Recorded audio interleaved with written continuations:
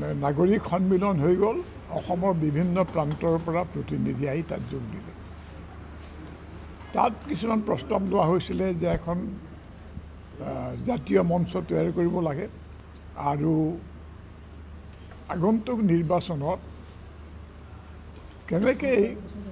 জনগণৰ শত্ৰু অসমৰ শত্ৰু বিজেপিক পৰাস্ত কৰিব পাৰে সেই উদ্দেশ্যে এইখন কৰা হৈছিলে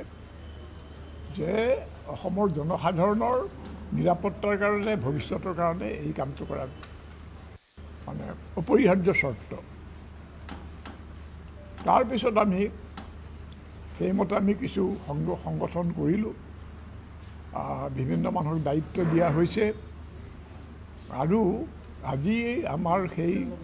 প্ৰস্তাৱ মৰ্মে আমি ৰাজনৈতিক দলবিলাকক লগ ধৰিম বিৰোধী ৰাজনৈতিক আৰু আজি আমি প্ৰথম অসম জাতীয় পৰিষদৰ লগত কথা হ'লোঁ আমি বিভিন্ন ধৰণৰ কথা পাতিছোঁ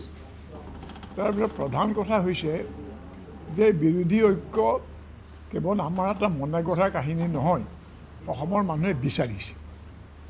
আৰু বিৰোধী ঐক্য অবিহনে বিজেপি দলক পৰাস্ত কৰা সম্ভৱ নহ'ব গতিকে আমি এইটো চেষ্টা কৰি আছোঁ আৰু সেই মৰ্মে আজি জাতীয় পৰিষদৰ লগত কথা পাতিলোঁ তেওঁলোক ইতিমধ্যে আমাৰ লগত এই সম্পৰ্কে একমত কিন্তু বস্তুটো প্ৰক্ৰিয়াটো কেনেকৈ আগবঢ়াই নিব লাগিব সেই সম্পৰ্কে তেওঁলোকৰ লগত মত বিনিময় কৰিলোঁ